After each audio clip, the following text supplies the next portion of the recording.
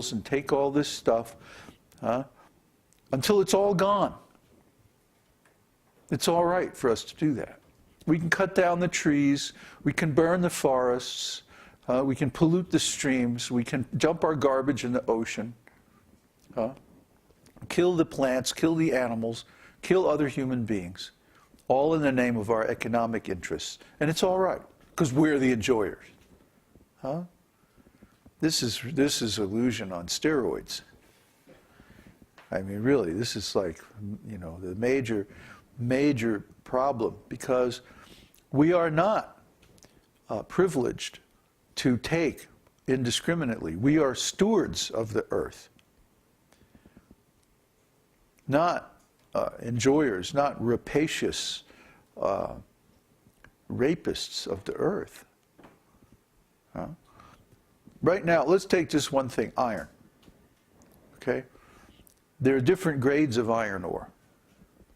Some of them are very easy to smelt and purify into a workable form. Those were all used up 100 years ago. Then they started working on the second-class ores, which require a smelting process called the Bessemer converter, which is very energy intensive. It uses 2 or 3 times the energy of ordinary smelting of steel. Now they're working on the third-class ores, which require an electrical process that requires like 10 times as much energy to get workable metal out of the ore. Why? Because there's none of the second-class ore left. It's all been mined out, strip mined. So what are people in the future going to do for iron? We've used it all up. We've used up all the iron that could be converted with energy, and intensive energy. But where's that energy coming from? Oil. And guess what? We're using all that up too. So this whole process, this whole economy, this whole industrial society is doomed by its own greed. Because now the oil that is left in the ground is going to be harder and harder to get out. It's going to take more and more energy to get the oil out.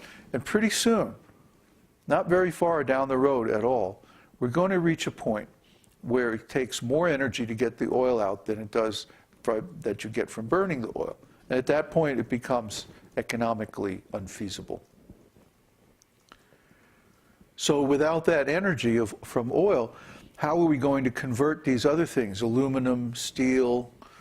How are we going to fuel the tractors that allow us to grow food for millions of people without much labor at all? You see? We're going to have to go back to animal labor and human labor to grow food. That means everybody's going to have to move out of the cities back onto the land and become farmers, just like in the old days. That was more sustainable because it was human animal labor, you see. But in the meantime, guess what? We leached out all of the nutrients from the fields by adding chemical fertilizers. We contaminated all the streams and rivers by adding pesticides and so on and so forth. And now the water is undrinkable. Have you gone camping lately? Have you tried to drink the water in the streams? You'll get sick.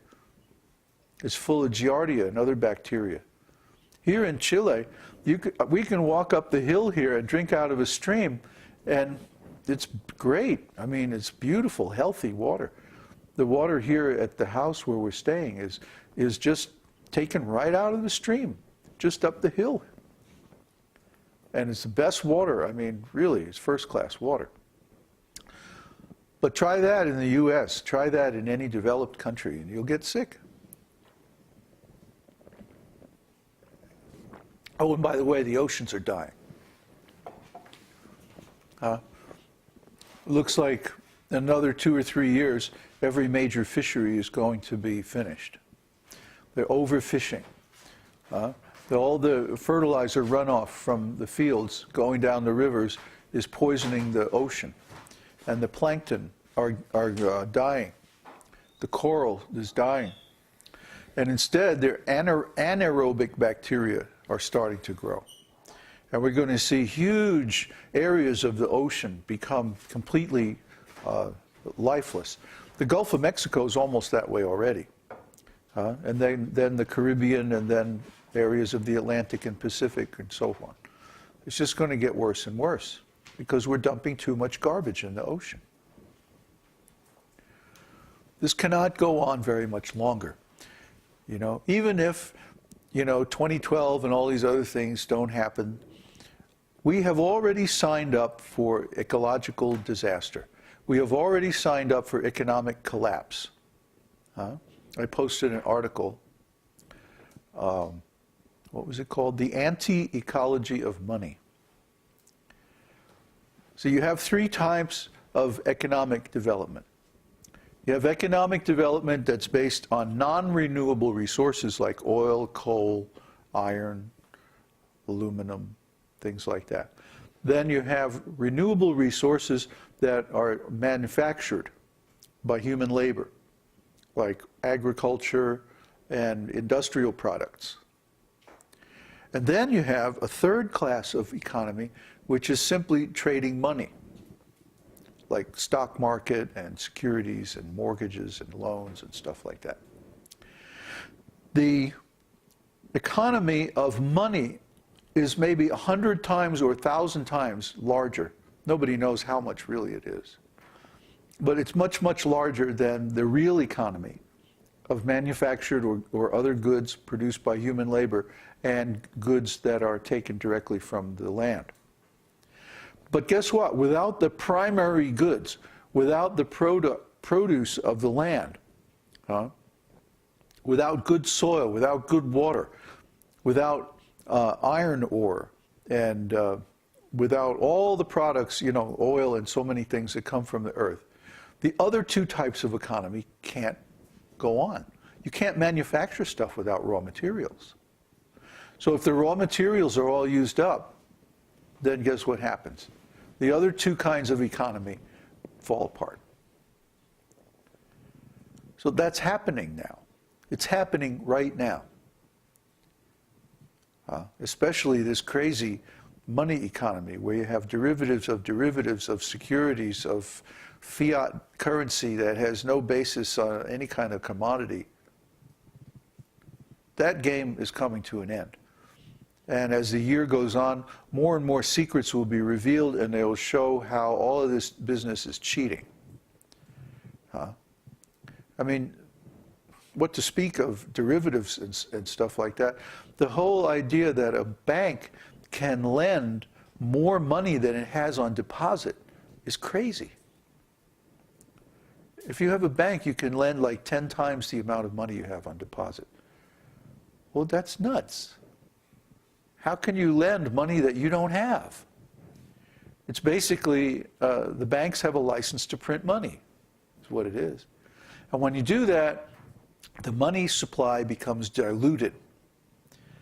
And we've seen, a dollar used to be more than enough to buy a good meal back in 1910 or so. Now, a century later, a dollar, it's barely enough to buy a stick of gum, It'll barely buy you a can of soda pop, Probably won't even buy it nowadays. So all of these things indicate the death of the phony economy. You see? We've allowed the greedy rascals to dominate our whole existence and condition us to become nothing but consuming machines for this industrial economy. And there's very, very rare people now who are actually producing anything. Take a typical job in a typical corporation. Well, what do? You go in and sit in a cubicle and type at a computer all day. That's the typical job now. Most of the manufacturing jobs have been offshored, outsourced to different countries where labor is cheaper. And most of the farming jobs, of course, went away with mechanized farming. And so now what do people do? Do they make stuff? No.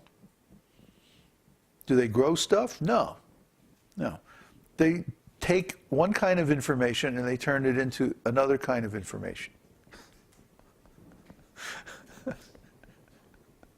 You know, this is useless labor. It's called, in the Vedic terminology, it's called ugra karma, undesirable work or ugly work. Nasty, sinful, unnecessary, you know, work that gives bad results for everybody. Ugra karma. So this ugra karma economy now is spread all over the world. Every place is forced to go along with it. You know, whose idea was this? You know, whoever it is, it's not a very good deal. It's not good for anybody. It's not good for the earth, not good for the people.